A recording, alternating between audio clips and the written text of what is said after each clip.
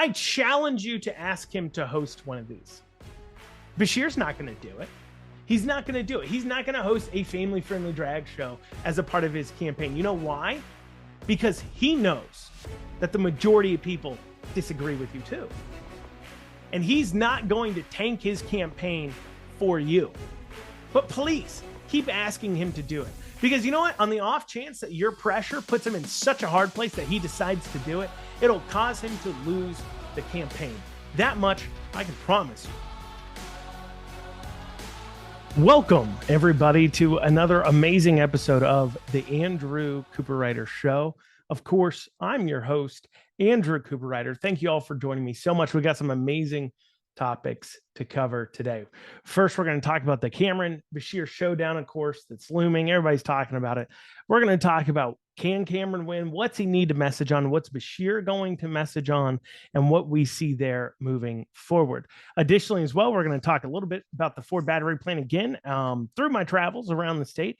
Talk to some local people, local elected officials in those areas, in the areas affected by the plant. Got some feedback from them. And then as well, a few months ago, a interesting article talking about something that I had expressed concern about a little while ago, losing jobs from the Louisville plant.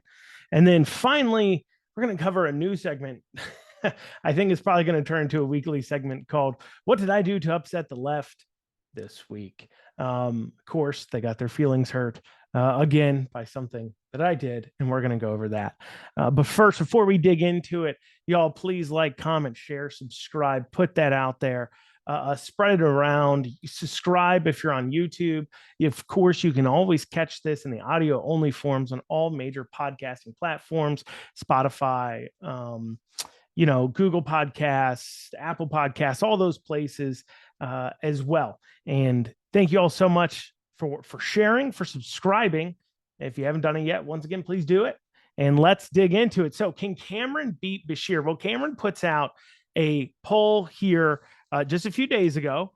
And basically, it does paint a picture that certainly Cameron can beat Beshear. So let's see what we got going on here. So on this poll, if the general election for governor of Kentucky were held today, who would you vote for?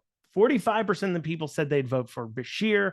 43% of the people said Cameron. 12% are undecided. This is a big issue, I think, for Andy Beshear. Simply put, everybody knows Beshear very well. They know what he did. Most voters will know who he is, where he stands for on things. Some people who, frankly, have buried their heads in the sand and are unable to see the truth support him greatly. And a lot of people obviously recognize him for the horrible person he is.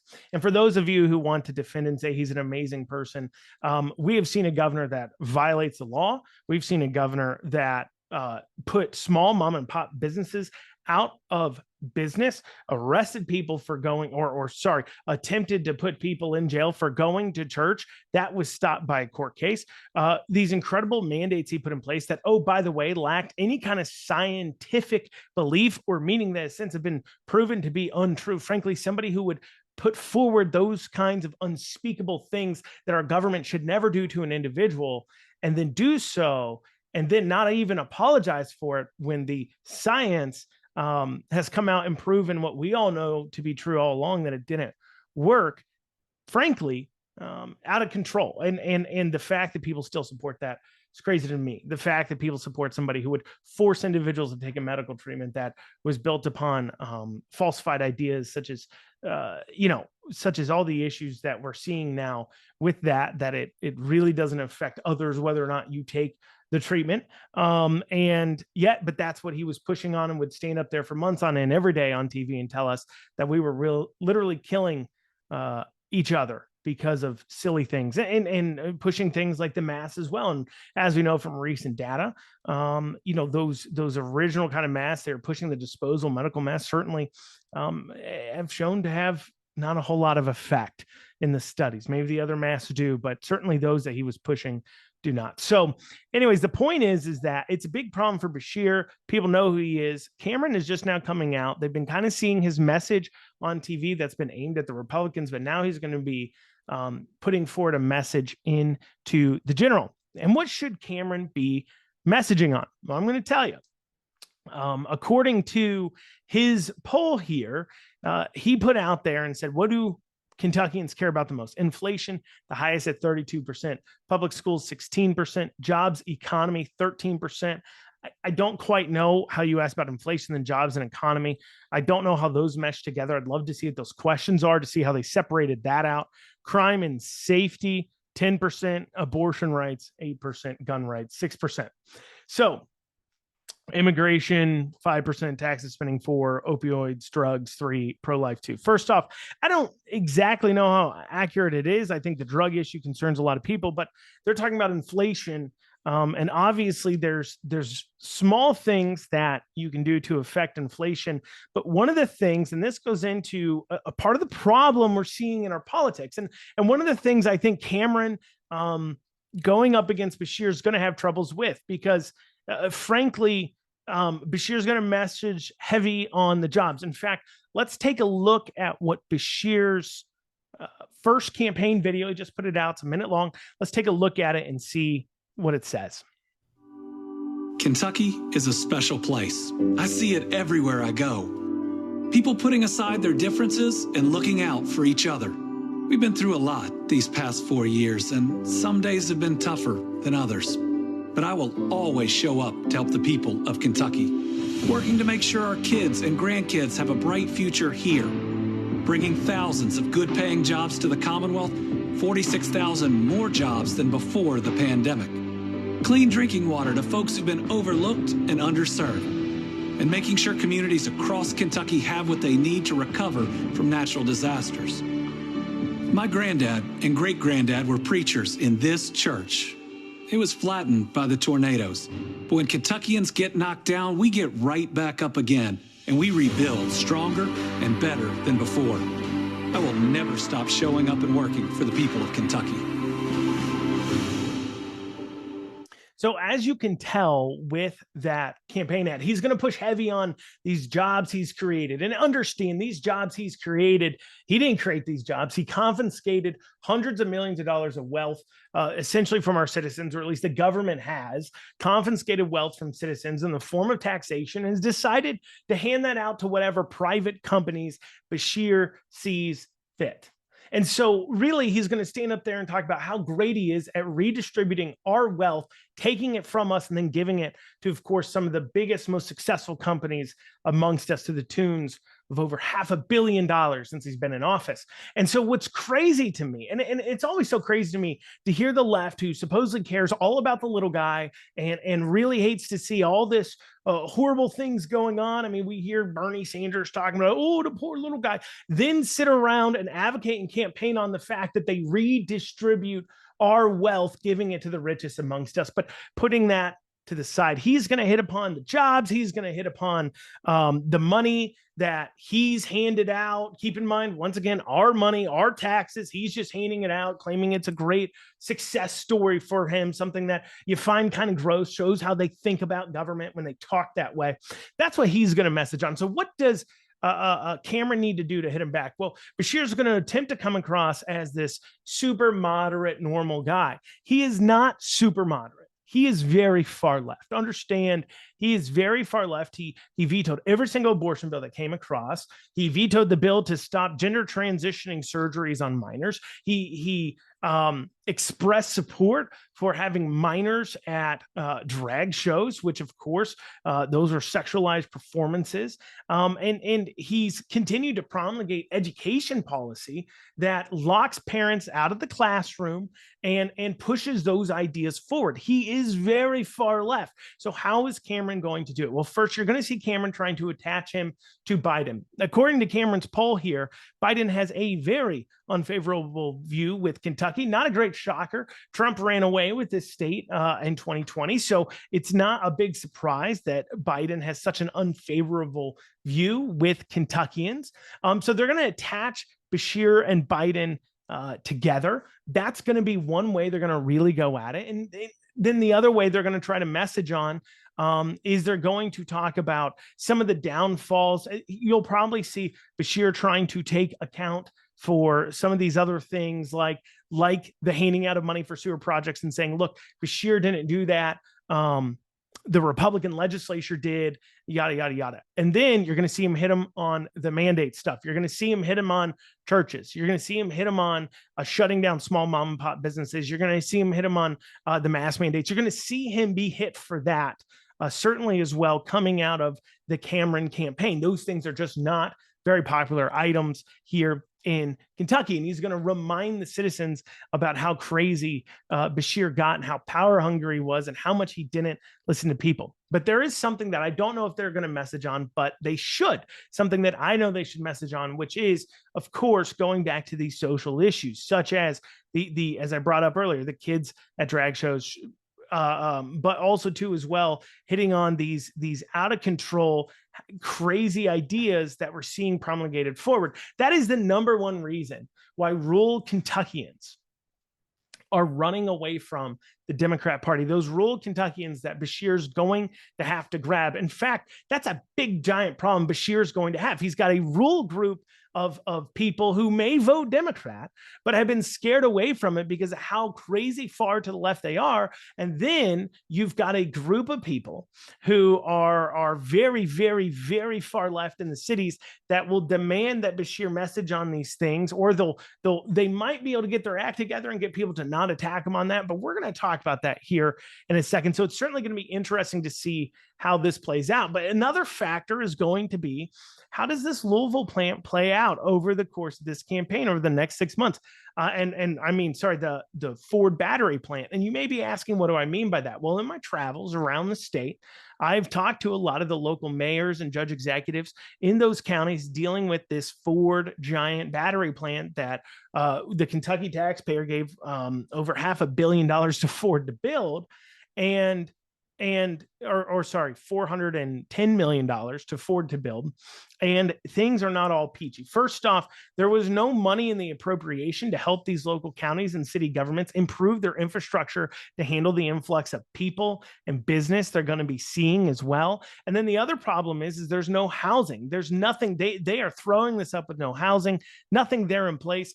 I know I was staying at a small motel in the middle of nowhere, completely booked up, had one room left, and I was able to get that room. And I asked them why they were so booked up. And they said, well, it's from the battery plant being built there in Hardin County. And I said, wow, we were at that time 45 minutes away from that battery plant, and their hotels are full up. I've been told that the construction crews are pretty upset with the unavailability of housing that they're having, those issues going on. And then on top of that, now we have this article coming out of Ford Authority. Titled Ford Louisville Assembly Plant Workers Worried About Future. Now, what's this all about is that as Ford, and this is something I predicted when the plan was first suggested, and that's why I said we weren't creating jobs, we were trading jobs, is that the Ford plant in Louisville makes some of the larger vehicles, and they're seeing talks of Ford starting to phase those out. And certainly too, as well as they become electric vehicles too. In this article, it talks about the Escape and the possibility of Ford ending that, affecting jobs there in that Louisville plant.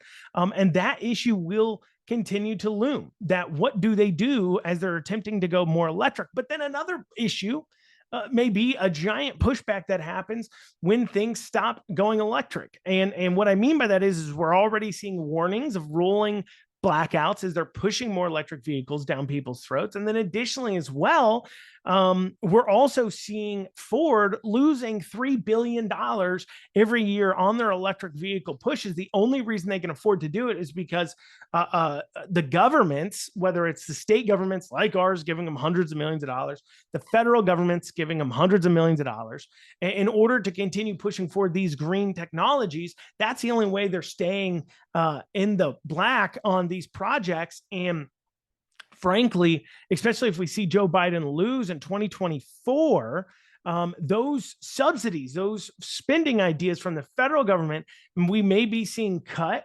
as a push forward, more saying, hey, look, we don't have, and correctly so, we don't have the infrastructure for this. We don't have the power infrastructure in place. The grid can't handle this kind of usage. And so correctly so, they're going to say, look, we're going to hold back on some of these subsidies, pushing this forward until we can at least start to see whether or not we have the raw materials for this. And if this is the right path forward, they do that.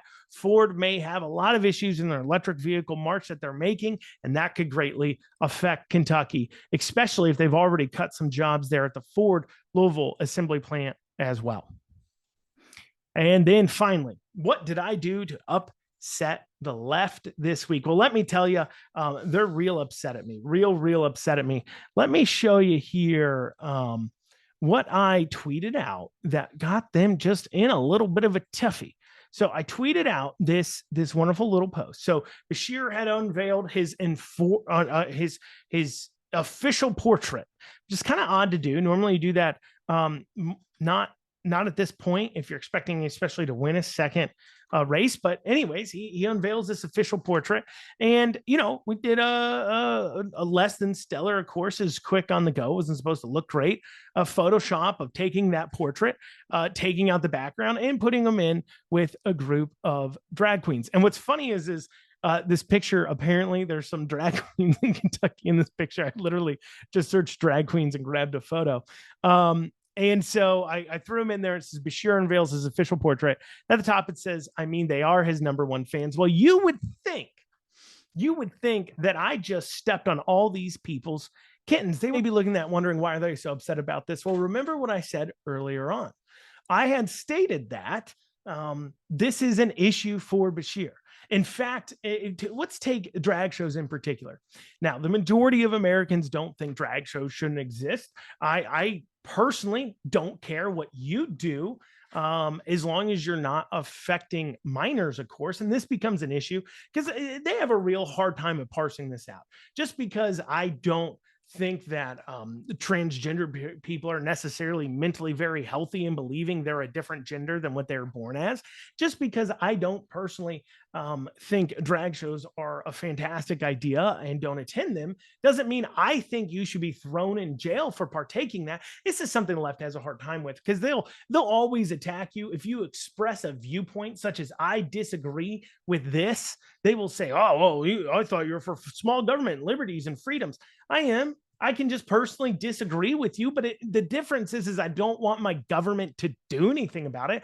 I don't want them to throw you in jail over it, unless, of course, you're harming minors, unless, of course, you are causing irreparable damage to people under the age of 18 that are not adults, that don't have the ability to make decisions on their own.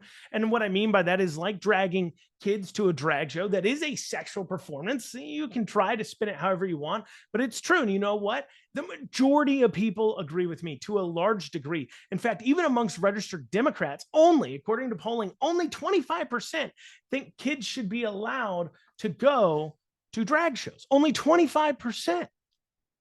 Now, vast majority in both parties think that drag shows shouldn't be allowed at all. Even in the Republican Party, not very many hold that view, but the vast majority of both parties, Republicans even more so, of course, than Democrats, but Democrats to the tune of around 75%, don't think that minors should be at drag shows. And so this kind of messaging, Beshear messaging on these issues, is what's going to sink him.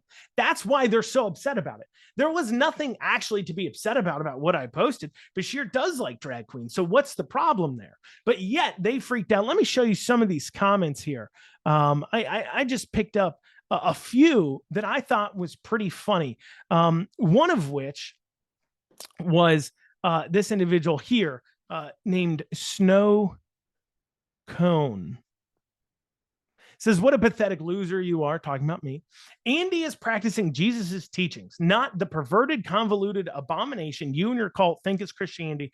Do better. Jesus is ashamed of you. This is a common attack we see the left doing, acting like because you're saying that, hey, that's wrong, that is going against conservative values, or even saying I disagree with that, or saying children shouldn't be allowed at drag shows, is somehow you're not showing Jesus's love. If you don't accept transgender people for who they are. You're not showing Jesus's love. That is the stupidest take on Christianity I've ever seen in my life. First off, if you've read the Bible, which apparently Snow Cone never has, you would see that when Jesus talked to the thieves or the criminals or the prostitutes, people who were acting out sexual immoralities, he didn't tell them what you're doing is okay. I love you regardless. He said, I love you, but what you're doing is wrong and it's leading to a bad life for you. And you need to change your ways. You need to repent from your sin, accept me as your savior. He didn't say, continue being a prostitute. Did you read the same Bible I did? I do not understand what these people's takes are. But of course, where this is coming from is they want to shape Christianity to fit whatever view works for them. They can't handle an idea that they're just wrong and that their faith that they profess to believe in disagrees with what they think. But of course, that's the problem.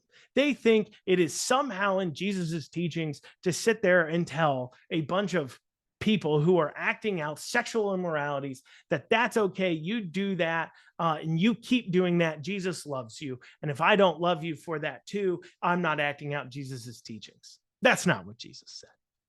Jesus said, repent, come to me to be absolved of your sin, but please stop sinning.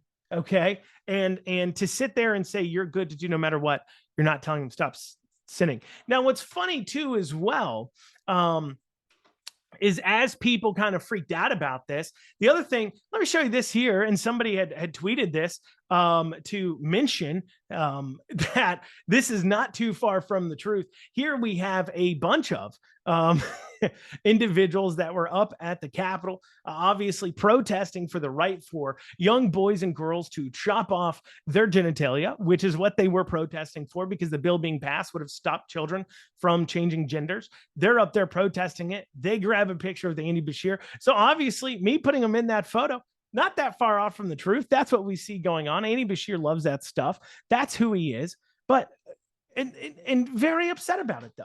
And then we have this piece from I don't even Aquarius Revival says, okay, at Andy Beshear KY, Huntress Thompson wanted to mention this is a great idea. And I'm going to assume from context clues that Huntress Thompson either is one of the drag performers in the photo or is a drag performer, and says, this is a great idea. Have a rally and keep on showing y'all means all. Please, please, please, Andy Beshear, please host a drag show and call it family friendly. And please do that. It'll guarantee you lose in November. And they know that. That's why they're so upset.